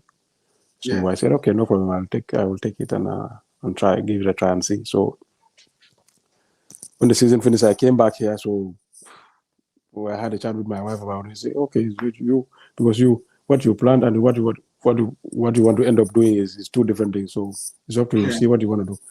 Yeah. So I jumped on this. I called the PFA here. Yeah, the English PFA. So I called them. I asked them about the license. How am I able to do license? So he said, okay, as long as you were part of the PFA here, you contributed a lot of money. So these are the procedures, this and this and this, if you want to do that. So I said, okay. So I jumped on the C license straight away. So in that holiday. So I started that one. I ended up coming back to finish it. So I went back to Dubai. So I started. So arriving in Dubai, Instead of being with the under 11s now, they push No. me. They push me up to the 15s. So basically, they encouraging you to be a coach. Yeah, so they push me up to the 15s. I say no. So instead of being a head coach, I want to be an assistant. And learn. So yeah, I started being an assistant to learn. So 6 months along the line, so I went down to take the under 12s as the head coach. So this is how I started in the grassroots. For the past 4, 6 years, 6 years of my career, I've been working in between the under 21s, being assistant on the 18s, on the 17s, 16s, being assistant, head coach, assistant. So till I had the chance to be with Altown, the first division team as an assistant. There I started. This is how everything came about. Yeah, I mean, I'm not cutting you off. Sorry. I mean, you had C license, and then you have B license, and now I think you have done your A license. With Actually, all I'm doing the pro now. now you're doing the pro. Mm-hmm.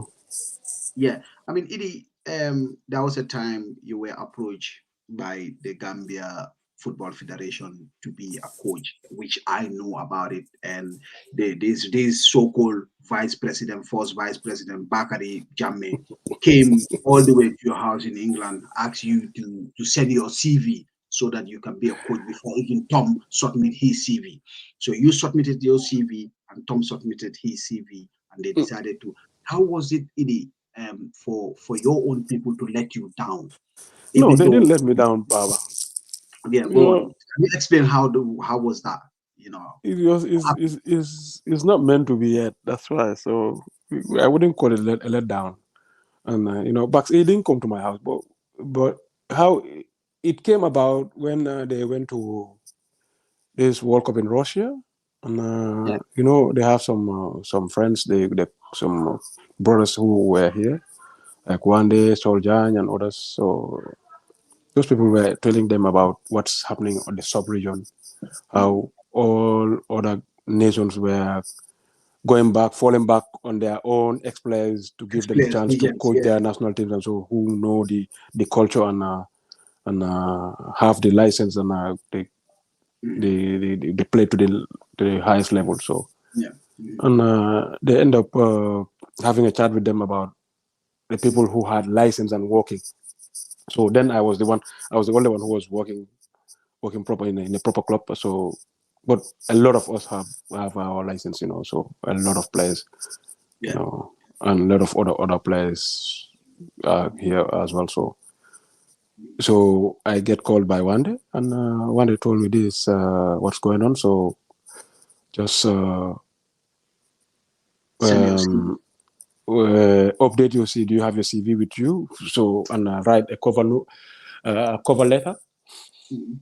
So that was when we set an appointment with Bakari, and we met in Paddington. So we had a chat about it, and I gave him all. Then they didn't announce the vacancy. They were just looking for a coach then, but nobody knew about it. Mhm. So we had a chat, and I said, okay, we have an executive meeting next week. So arriving there, I will put it forward. So we will get back to you. I said, okay, no problem. So, Mhm. but then for me, knowing how our people are, then I was working in Dubai. So one day was telling me, say, listen, when you go, this is your country. When you go, talk to your president, tell them that okay, this is what is on the pipeline. Yeah, So just in case the chance comes, so let them not stand in your way. So you have to go back and give something back to the country. yeah, I say okay. So I went back, but me knowing our people, so I didn't bother. So I just keep on my work, and then after some weeks, one they called me, say, did you hear anything from Bakari or from the GFF? I said no, Mhm. not yet. He said to me, okay, let's see.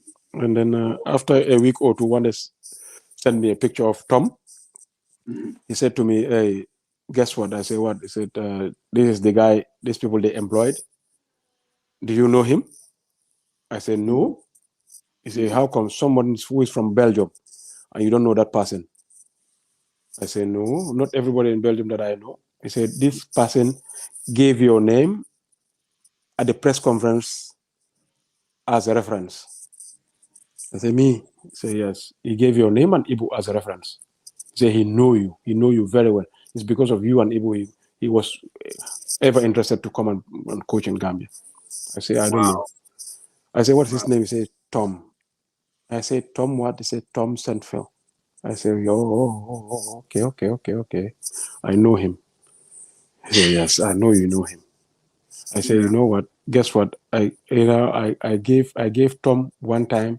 I gave him Kamal when he was coaching in Faroe Island for Kamal to go. Kamal played for him in Faroe Island for 1 year. Wow. So then I totally forget who he was. So when they told me this way, one day they employed, I said, okay, good luck then. So this is how they went. At that moment, did the federation came back to you and tell you what happened? Why they choose you?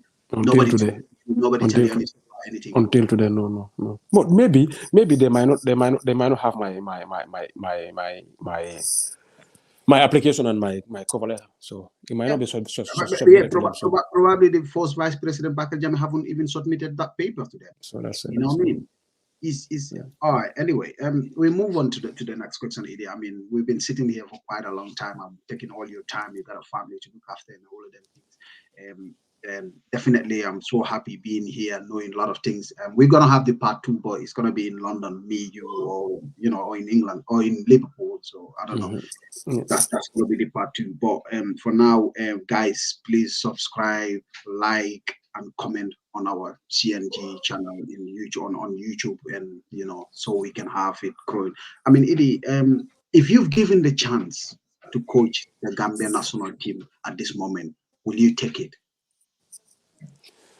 Well, nowhere is like home.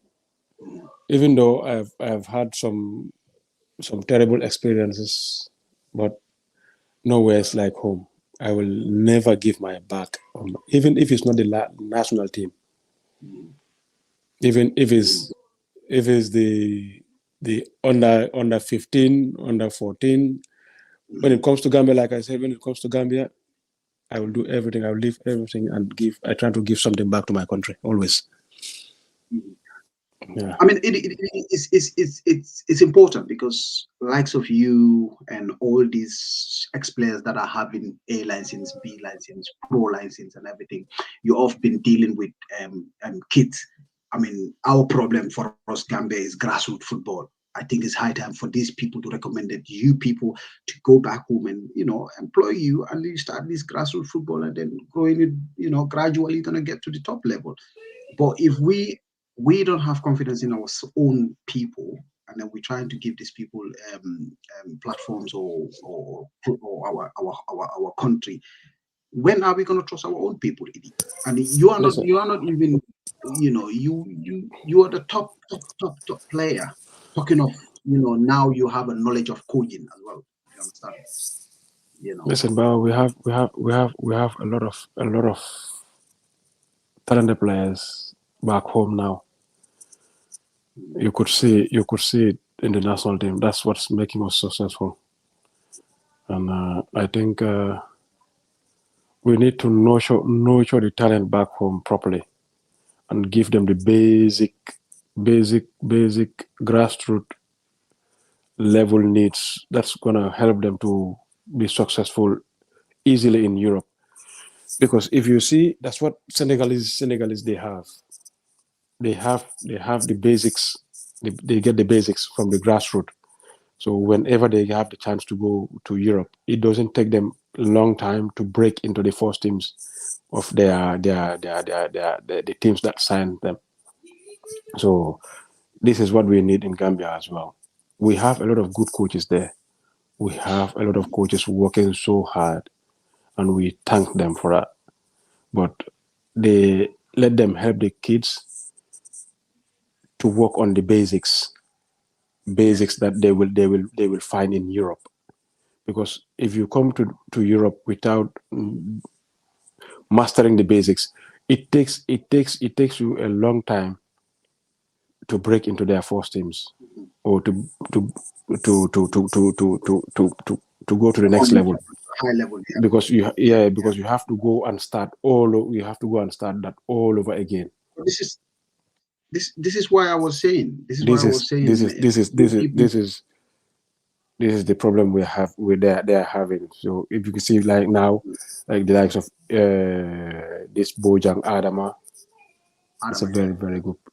He's a very good player, but he's still struggling to break in the first team of Remez.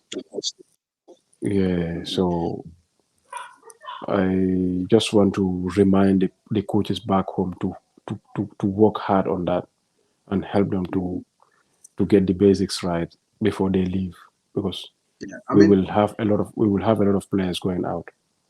Definitely. So go on.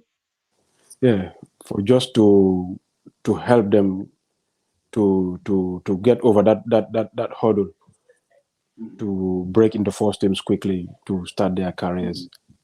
Yeah, but we are thanking them for their hard work, because I know they don't have that much, and still they are producing a lot of young players back home. So which is a great job.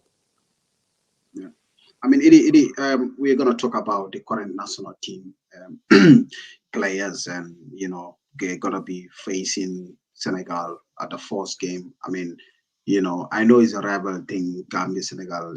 Everybody is talking about that game, and I don't think we'll be fair if we're not talking about the other games, which are more important than even this. If we're giving 10% to the first game, and then we forget about Guinea is tough, Cameroon is tougher. So, what advice or what did you think these kids should be doing, or the coach or whatsoever, towards this African Cup of Nations? Anyway, but I will wish them well as a Gambian, and I hope we do better than last year. Yeah. Even though it's gonna be really really tough, but we have a lot of good players, a lot of talents. So we just need to know how to select the right team, and I guess the coach will do that, inshallah, and put the best 11 out, and then we will all stand behind the team and give them that moral support that they needed. Yeah, that's cool. Moral support that we needed. I mean, it finally we run out of time now. Like I said, part 2 is gonna be there. There is a guy who was asking if Idi can work with agents, direct to work with a team, with his team in Greece. To tell you that Idi is no more working in Greece. He went back to Dubai. He's back in Dubai again. So yeah, I mean, we got talented, like you said, we got talent players in Gambia as well, that are trying to move all over, and like he's asking, are you ready to put, to do the agenting thing as well? I know you're a coach, but you can recommend players to different to work with agents if you get contacted. Yeah, absolutely. If I know some coach, because I cannot combine the two together. So if you are a coach, you can only be a coach. You cannot be a coach and at the same time be an agent. But I know a lot of agents. I know a lot of teams as well. So where I can recommend players. Yeah. But I will only have to recommend players I see that are able to do. That are able to play in that level, so because you might not want to recommend players who will not be able to play in that level, and then that might hamper your relationship with that team or that agent.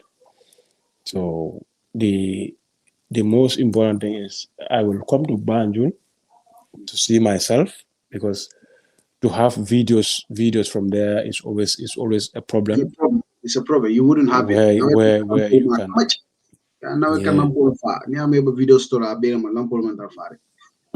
So I will come and watch the league myself and see the few players I can recommend to some teams or even my team as well. So Okay. yeah, we'll see. Yes.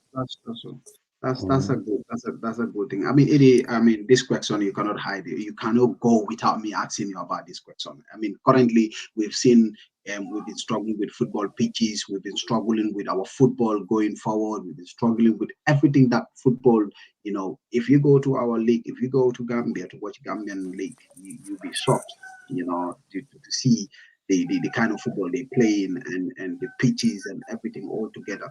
And people think, yeah, going back to back African Cup of Nations, yes, our football have gone forward. I don't think so. But with these current federations that are there, with us not having football pitches, with FIFA money coming in every year and everything, and still now we're in the same place. What's your thought about everything, Eddie?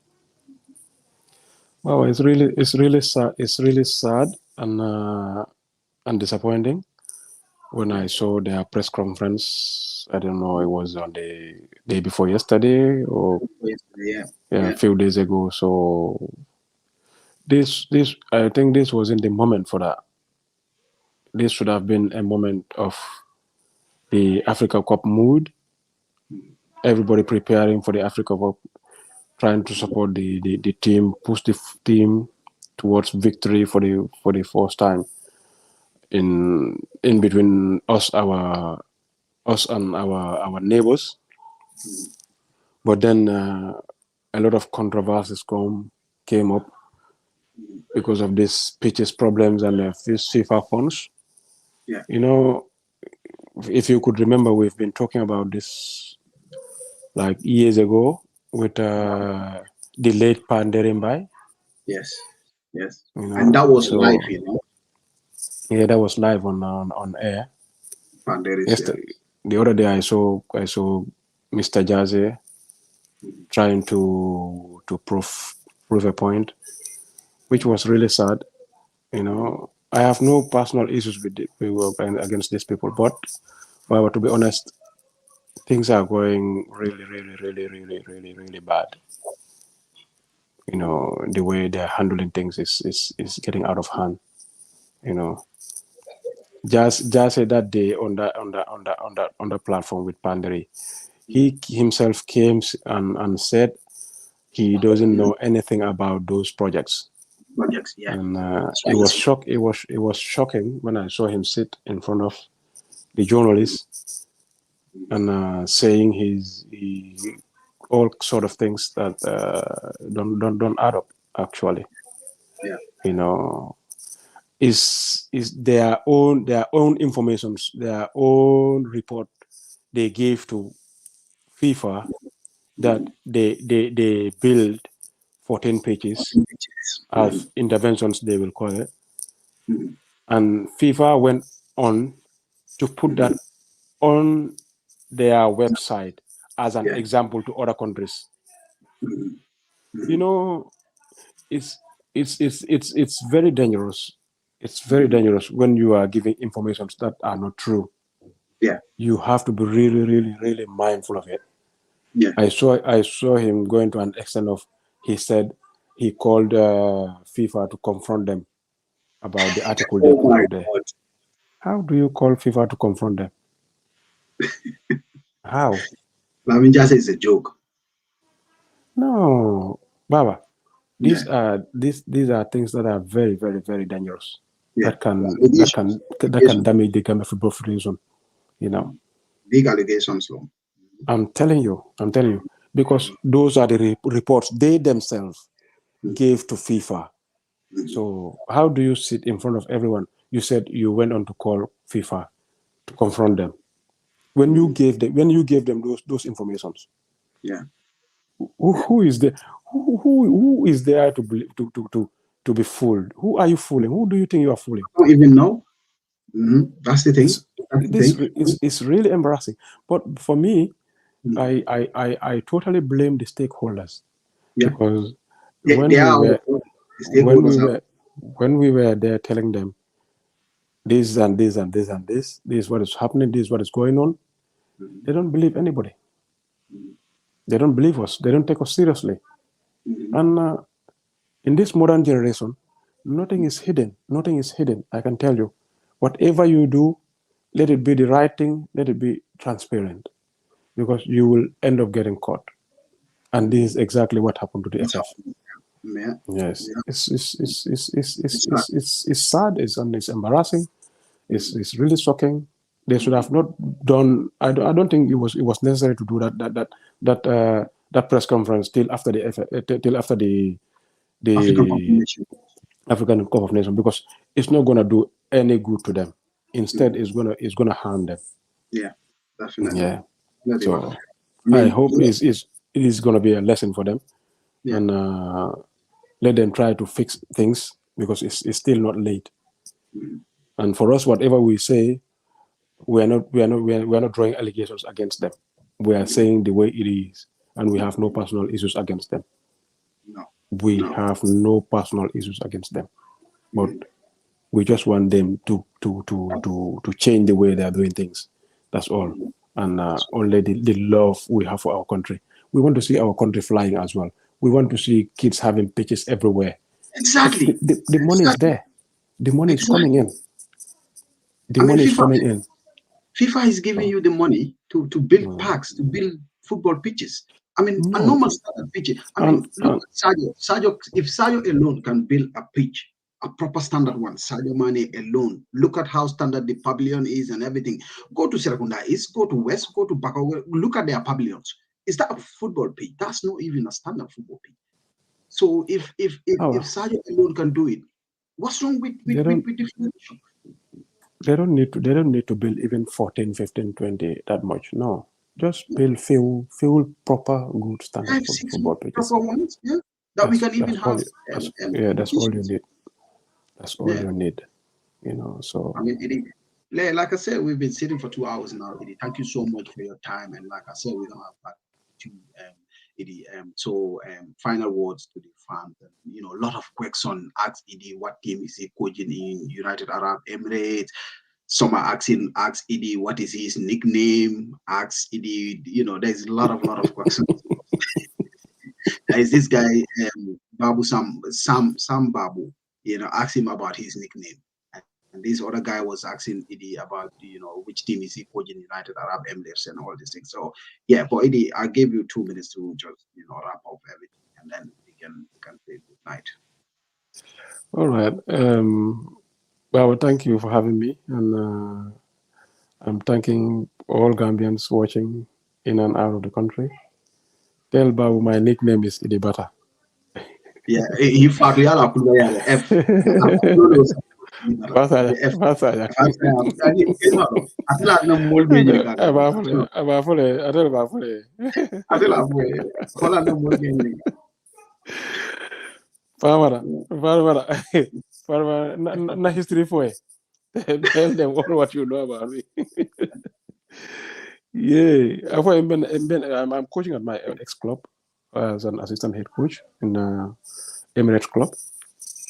So that's it. So Baba, What's the name thank you of the very club? much. Emirates Football Club. Emirates Football Club. It's where Iniesta is playing. Yeah. Iniesta la Timo nying. Iniesta la Timo. That's where it is coaching now. Yeah. So go on, Eddie. Yeah, so I think it's been a good program, and thank you very much for everything. And good night. Eddie, yes, thank you so much once again. I mean, this last one, he said, Baba, what advice Eddie can give us to helping our grassroots football level, especially rural areas and village community sports? Anyway, we have to fall back to the government and the FF to build some pitches to those communities, because I know grassroots. You can put your follow. Exactly. Without pitches, you cannot do anything. Without pitches, you cannot do anything. Yeah. So this is what we were telling the stakeholders. The most important thing, because without pitches, there is no way you can showcase your talent. So, challenge, so that's what we have to work on. Yeah. or the Ministry of Sports and the Gambia Football Federation, because it all they go to FIFA to ask for all these incentives and they get provided, but at the end of the day, Yeah. the money is spent somewhere else. So Yeah, Baraka Baka, thank you so much. And once yeah, again, well, guys, keep liking our channel, CNG Gambia, and like, comment, subscribe, and then let the channel grow and grow and grow and grow. Eddie, thank you once again. Legend, we respect you, okay, and Baba. people Yeah, la respect baraka. you more and more and more and more. So, Baraka Baka, Tolga Nyongwela after. Look All back right, to okay, you. Baba. Later. Okay, All right, all right, thanks. Yeah, bye. guys, Allah Baraka everyone for your time. We've taken 2 hours. Normally it's 1.5 hours we've been taking, but with the legend, obviously it has to be long hours. But I'll be a Baraka boy, Jere and Jeff. Idrissa Sonko for you. So next, the big man, Mantana feel a big man. Dumako indi legi de. Duma indi big man legi, big man Jato Zize. Not now. Jato da fadem be halfway of my podcast. Like, go Jato now? No. So next is either gonna be Tubabo, Mustafa Jaju, or Jalo, or Zigo, or Tijan. I'm gonna go with the younger ones first and then later on move to the bigger ones, you know what I mean? So yeah, Allah Baraka Bake. Thank you so much, guys, and thanks for your time. And yeah, Animbara. Allah Baraka.